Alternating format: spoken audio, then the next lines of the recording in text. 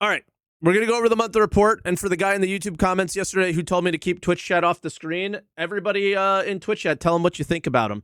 We are going to cover as much as we can. This is the November and December monthly report. I don't know how much we're going to see here. I have seen none of this yet. I briefly skimmed, and I'm going to be honest, we were watching TV while I skimmed it, and I wasn't paying any attention. So I don't really have any idea what's in here, if there's anything exciting or not.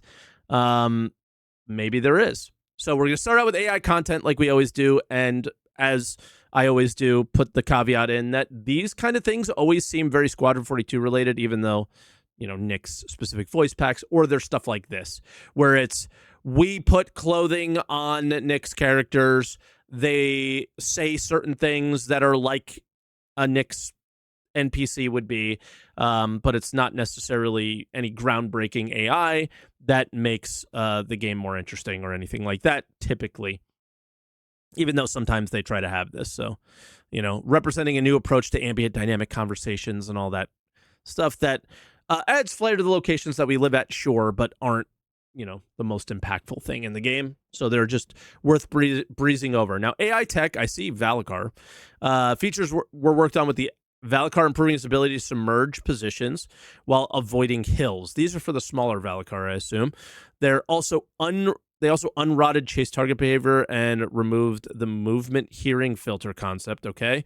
The Valakar can now also attack inanimate objects. We have seen that happen, which is they do destroy ships, which is annoying.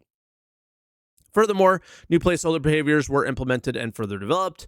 For the creature pipeline known as Star Paws, this meme's got to stop. We have officially gone too far. Work was done on the AI triggered actor state radial formations were ported from Squadron 42, and the AI skill extender was refactored and named AI motive. Team also added health lost this phase boss motive condition. Oh, okay. So, like, if you lose a percentage of health, then the boss will do something else, I assume. Updates were made to the anti-personnel turret, with the dev fixing an issue that caused the guns to fire above the target's head. Numerous missing hints were added to subscription activity tasks. So the anti-personnel turret is this the non-NPC driven turret? These are the AI turrets? Or are they the ones where the NPCs like jump on the turret and start shooting? I'm not sure, but regardless, numerous missing hints were added to some sort of activity tasks, while general bug fixing was done. AI planetary navigation improvements were made to allow easier changes to physics terrain patch resolution. This does not mean ships flying on planets, as far as I can tell, although currently only available on the Valakar, as you can see. This update is planned for release in the 4.6 patch. I guess we'll have to see Hathor in 4.6. Maybe the Valakar will be a little bit more interesting. Game intelligence development. So, mission system V2, whatever that means. Prototyping their minimum viable product. Next step was to integrate UX. In addition, team worked on reactive expressive prototype, specifically design visual. I don't know what any of this is. GID also supported the integration for Tiny Machine to StarScript UX. Like, none of this stuff is English to me. That is a completely different language. Animation saw new performance capture for the narrative team. So a character that's going to show up on our MFDs in the middle of a mission at some point, probably. I don't think... I'm waiting for the day. I don't know if this is what you guys want, but I'm waiting for the day, like, at the end of the Onyx facility thing, where you're like, you see your character and you're walking through the story with Dr. Jorrit a little bit, right? I don't know. That's I don't know. That's something I'd love to see, but I don't know if we'll ever get that. I just... The storytelling in this game just doesn't feel as good as it could be. Like, I don't know. WoW does cutscenes and stuff like that. Is that something we need in the game? for me, I don't know if we need it, but it's something that just popped in my head of like, wouldn't it be cool? They capture content for 2 new characters along 2 new voice packs that will populate NPCs found in the Nyx system.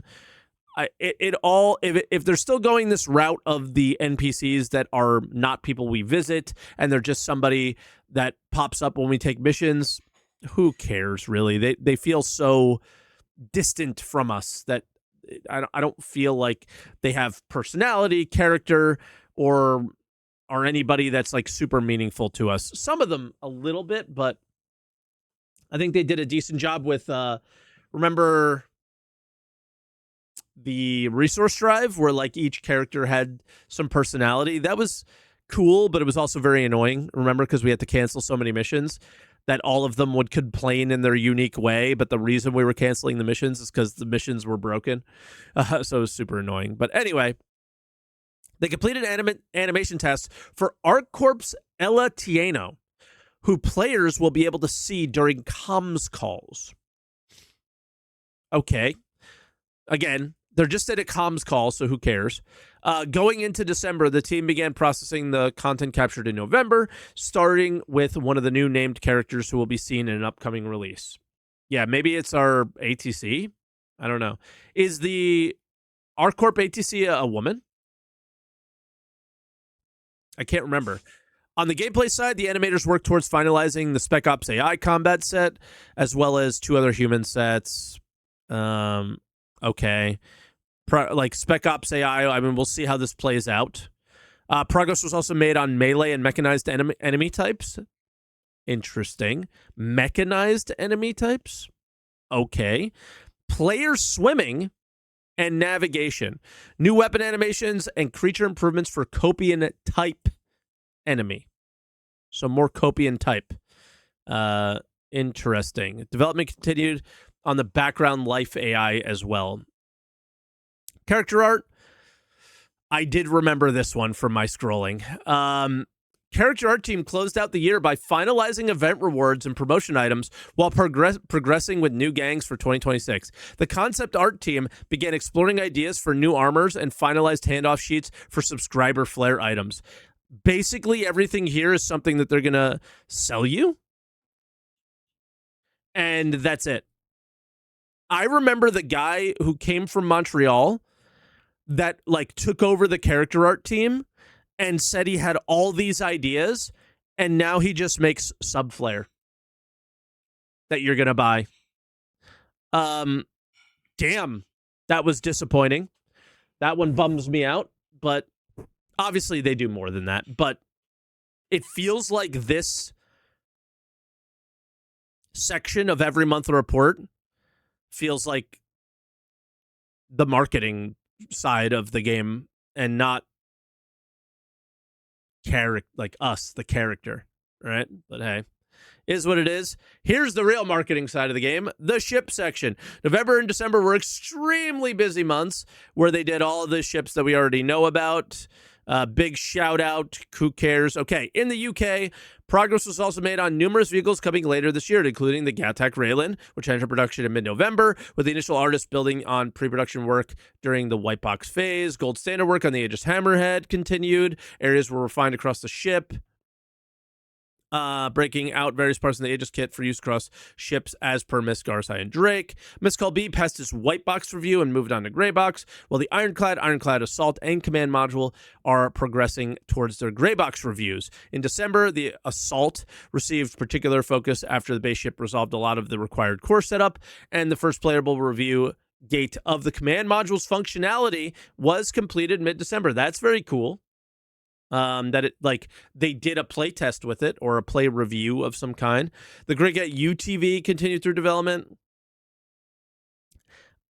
Vehicles are just not my thing. If you're excited for this, I'm not poo-pooing on you, but I don't care. As mentioned during CitizenCon, the third in a series of larger RSI ships, the Galaxy entered pre-production.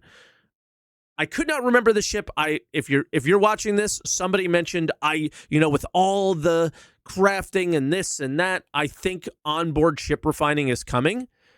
If I remember correctly, the Galaxy is a modular ship with a refinery on it, correct? Is this going to be our first ship refiner? The Expanse was the refinery ship. That's all it did. This gave you the option for that. So, John said no. I mean, the original first refinery ship was the Expanse. Then it moved over to the Starfarer. They already did the art for the Starfarer. Who knows? But I think that guy is right that we will probably see onboard ship refining in 2026. I think the changes that they made to refining, where it's like 50% efficient, you're probably going to have that bonus to efficiency on our own ships, right? Because they want you to buy spaceships. 4 currently unannounced vehicles progress through the pipeline too. The ship closest to release passed both its white box and gray box reviews. I think we know what that is. That's that Apollo variant, the Hermes or something. That's a cargo hauler with only a few minor technical details. The second is progressing quickly due to the availability of its existing brand kit. Never mind, that's the Hermes. So this is something else. The third passed white box following a hugely successful concept stage. What does that even mean? And the fourth from a manufacturer that hasn't been worked on for a while. Any guesses there? Enter production after the initial concept phases, okay? North American teams continue to work on the Kraken. Drake Capital ship. The team may change the interior. Blah, blah, blah, blah, blah, blah, blah. A lot of work was done on the privateer variant. That's all so far away. Yeah, I think it's like Origin or Consolidated Outland. 2 unannounced vehicles we'll work on. First ended in 2025 with a review gate, preparing for its release in 2026. And the second moved through white box. Okay. Community, none of this matters. Although, do we know any of the people in this one?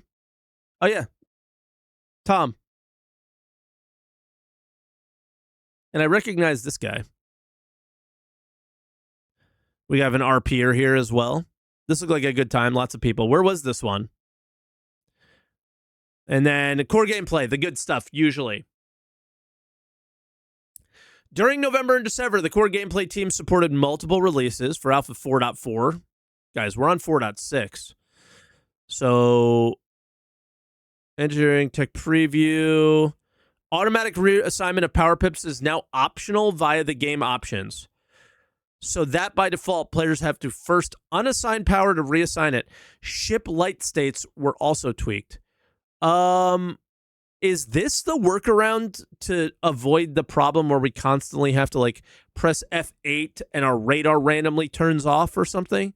Or is this something I'm totally misunderstanding? But okay. The first version of ship armor and life support were implemented. All right, we already know all this. None of that is new, but we're thankful for the feedback from the community. Getting engineering was no small feat, and we're looking forward to improving the feature over the next few releases. 4.6, I don't see any engineering work. Do you? I don't think there was any engineering work in 4.6. Interesting. Throughout November and December, the team progressed its next major feature, crafting, to tech preview readiness, which enabled a limited round of Evocati testing conducted yesterday. The initial preview included the core loop of creating various items and adjusting their stats based on material quality. Additionally, recent work on the feature includes shop support for material quality and the ability to sell partially full or mixed containers. Oh, not combine. Sell. Oh, I get it. You probably are unable to sell partially full or mixed containers. Wait, this is okay. First I was upset. Now I am not. Mixed containers is an interesting thing. That means we can mix containers. How do we mix containers? The first thing I thought of was mining bags, but mining bags aren't usually considered containers. They're bags, is how they've been described, I feel like. So, I don't know. Maybe I'm copium filled here, but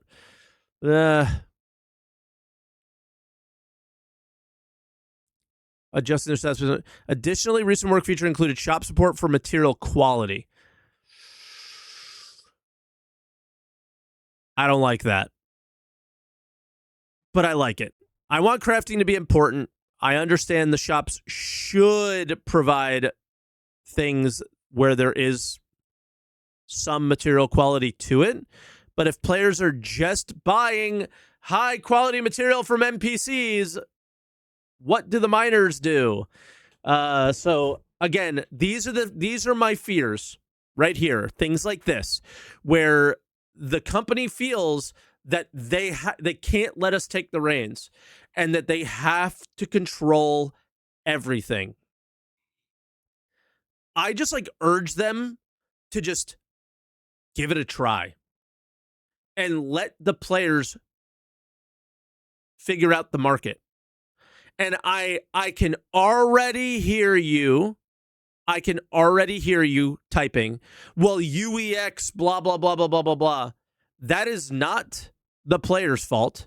That is the economy team's fault for injecting way too much money into the game initially, even before the exploits. Right? The players are doing exactly what would happen is I have 100 million UEC on my account. Yeah, I'll buy some pure Karenite for way more than CIG ever expected us to be doing that, right? That's the economy team's fault, not ours. I'm a little. We got to see how this plays out, but I've gotten nervous now. Progress was also made on the main crafting UI, including the Q screen, which we saw, refunding materials, functionality to dismantle previous crafted items. At this stage, the core functionality is present. And you know what? It works. And there weren't a lot of issues with it. It's there. The devs are preparing to review player feedback before polishing the feature ahead of its eventual release. If the only real feedback that I had was make more interesting recipes, it's in a really good state, and I'm pretty happy with it. So that's where it's at. For flight gameplay, the team continued its efforts for the improved flight model. As far as we know, they haven't done any other player testing yet because of the leak that happened. So who knows what's going on with that now. A little tea break. Give me a second here. My throat's getting scratchy. All right. Including various adjustments to control surfaces, which, again, I think was in that test, but yeah, I've never used it, so I have no idea. I wasn't in that test. What kind of tea? Just black tea with sugar. This is also included exposing more options to design to allow more control over atmospheric flight behaviors. Okay. The team also continued their tasks for the command module, which we saw in the ship part, used by the Drake Caterpillar and Ironclad. The first playable version of the feature was presented, showcasing seamless handover of controls from the host ship to the command module and vice versa. This work also allowed them to address various docking-related issues and improve the debug tools. So anybody use ships that dock often at stations? Maybe some better quality of life there for us as well. Toward the end of the year, time was dedicated to addressing the issues with the existing transit and freight elevator system. Ooh, actually mentioned freight elevator system, but I don't see any improvements in 4.6, really, do you? At least none were mentioned, which were either reported by players using the issue council, the player experience team, or the internal QA staff as major issues affecting various gameplay loops. Duh. Working with the QA team, core gameplay addressed bugs with very high reproductions or issues that had the tendency to manifest permanently. However, there are still many issues present that continue to be addressed. Cool. No problem. As long as they keep going on it, eventually it'll be okay. For the mission system, the designers now have the ability to specify conditional mission completions. For instance, Alpha 4.6 includes missions that can be completed by fulfilling one objective or an alternate objective. I assume this is in the event. Does anybody know what they're talking about? Maybe this is those storyline missions that happen at 50%. Do one of these three? Is that one of the events that I'm not, the event missions that I just haven't seen? The team also investigates some of the root issues behind drop-off lockers that cause courier missions to be disabled. They also provided support for various new missions and content deliverables. Have they addressed the fact that you have to walk 16 miles, go through 14 elevators just to drop off the box at the courier thing? Are we forgetting that you picked it up at an outpost when we enjoyed doing these missions and dropped it off on a roof at Microtech? Remember those days? Have they addressed that part yet? Somebody needs to get Torsten level permissions over at that company to be able to say, you know what? Right outside your hangar is an Amazon locker that you could drop the box off in. Done. They also provided support for the various new missions, constant deliverables. Cool. We're continuing on the inventory rework, which again, in case you guys weren't listening, was not in the crafting playtest. With internal reviews and bug hunting sessions, early steps were also established on capital ship refueling, which is not refueling of capital ships. That is refueling of smaller ships inside of your capital ships. If you could fit a ship inside your capital ship and you have cargo on the ship of like Quantanium, let's say, you can refuel the quantum fuel or whatever. Maybe there'll be I think there actually is a quantum fuel commodity. So yeah, that kind of thing is going to be a thing by the end of the year, apparently, and they're also working on that, which is great. Finally, Core Gameplay delivered a feature-complete version of cockpit light amplification. We have seen that already quite a bit. Economy. Here we go. Based on community feedback, sure, buddy, the economy team overhauled Wicklow rewards. They actually did. I thought this was going to be an economy thing. They actually did. Still needs some more, I would say, as somebody who is playing on an account that starts with an Aurora and is kind of like trying to stay away from the Alpha UEC system because I feel it's so broken. Earning smaller ships through Wicklow still require you to do non-solo content like Hathor. The Worm is a big one that like it can be soloed, but it's ridiculous and stuff like that. So like ships like the Prospector asking for pure Karenite and stuff. I think maybe you can ask for like larger volumes of Hadanite or something like that, and it would do the job. I don't know, but it doesn't feel balanced to me because as a solo player using a solo ship, I don't know what the play is there. That would be my feedback as somebody who actually like started from an Aurora and was actually going through the process. It felt impossible without my org mates, right? That was one of those things that was a bit frustrating, I would say. Commodity, we didn't finish this. Most recipes now require fewer of each ingredient, which they do. Some items were redistributed into the loot pool, and the Idris and Wolf were added as rewards over the holiday period. Okay? Yep. Commodity price boost generated a wide range of feedback, with the strongest responses tied to the increased profitability of previously undervalued free trade resources. So free trade resources, I believe, is commodity trading. They're just changing the name of it. We'll see how that goes. It is such a weird situation right now with the current state of how much money is out in the world that I can't comment on this because it doesn't feel like doing free trade is even worth it. On top of the fact that they still ignore that cargo hauling missions are just horrendous in terms of how much money they put out there in the world. These insights are already being factored into future balance adjustments. Contested zones also received a few new vehicles as possible drops. We're only aware of one. So does anybody know what they're talking about here? Hello? I'm only aware of them adding the Meteor. That's the only public announcement they've made about contested zones in like a year. Scorpius, Guardian, and Meteor. Okay, cool. They only ever mentioned the Meteor, as far as I'm aware. Cool. All right. You do? You won't tell me, though? Yeah, they never said about the others. All right, sick.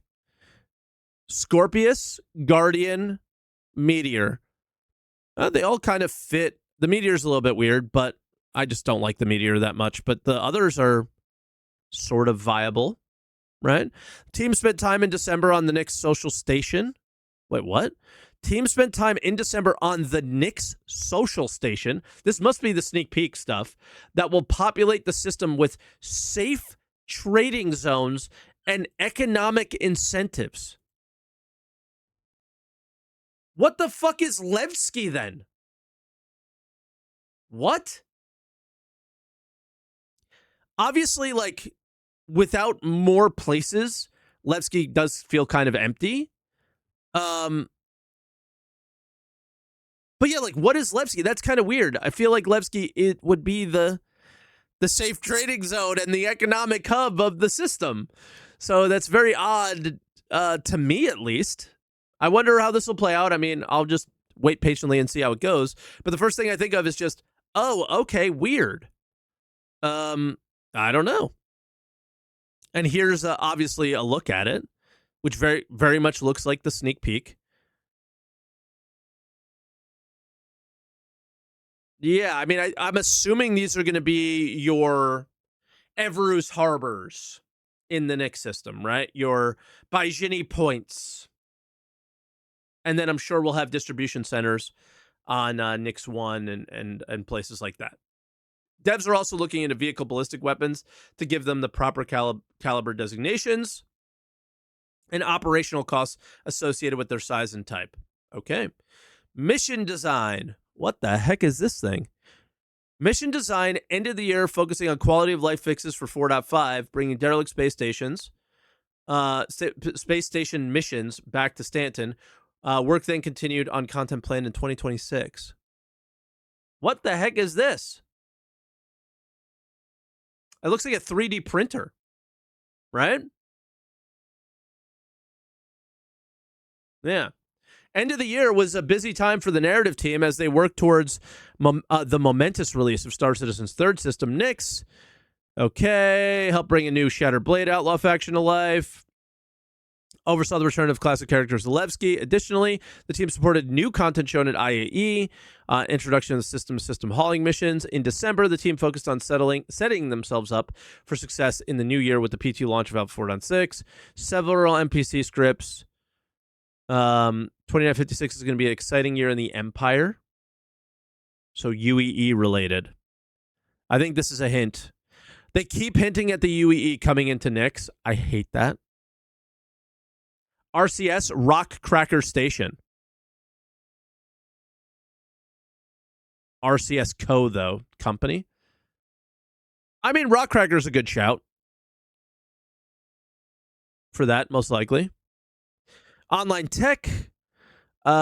Team shared internal tech demo demonstrating that what will be coming with Item Recovery T1. Okay. With this, they were able to properly establish priority needs to downstream teams. So this is going to take a while, I imagine, still. I wouldn't expect this early in the year, maybe by mid-year. But that's like the big thing for me when we talk about crafting.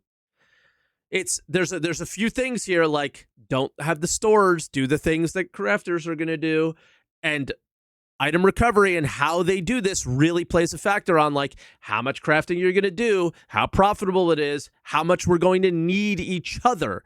MMOs, you need each other, guys. Whether like you're actively working together or you're just buying stuff from one another and you never actually see each other face to face.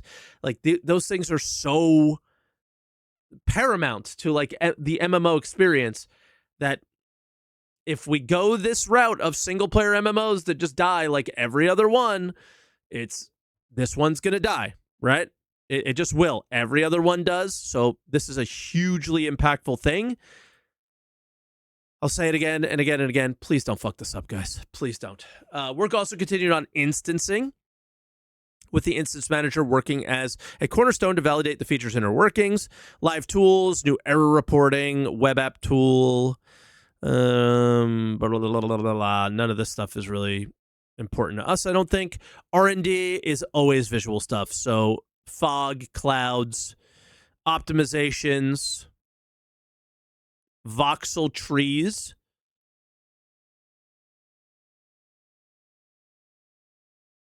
Evaluating AI tactical queries. Okay. Well, the refactor of gas cloud light. Okay.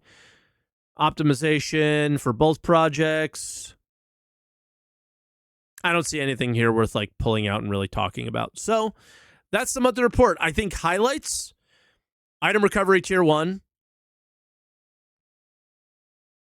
Some ships probably, whatever this is. I don't know if it's a highlight or not, but it feels like it should be. The safe trading zones and economic incentives in NICS is something like really worth paying attention to. The other ships that we didn't know that were in the CZs. And then, yeah. Fixes to freight elevators, maybe. Command module functioning somehow. But yeah, it looks like those are going to have hard armistice. And, yeah, I think that's really it for me as far as highlights. I don't know if you guys have any. If you do, let me know. But that's our monthly report. Beginning of the year monthly reports are not the best always because it's like the stuff mostly that we know. What they did, what they start the year with is going to be very interesting. So the January monthly report at the beginning of February or end of February or whenever, mid-February, will be the interesting one, I think.